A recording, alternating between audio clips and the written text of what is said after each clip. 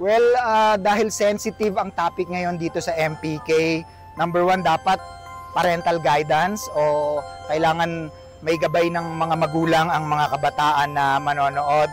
At the same time, dapat kapulutan nila ng aral itong episode na to dahil tungkol ito sa tamang paggabay ng magulang at tamang pag-handle ng problema dahil hindi droga ang solusyon sa mga kakaharapin natin. So dapat maging matatag tayo. And dito sa episode na to, mapapanood nyo yan. Hello everyone, this is Mon Confiado.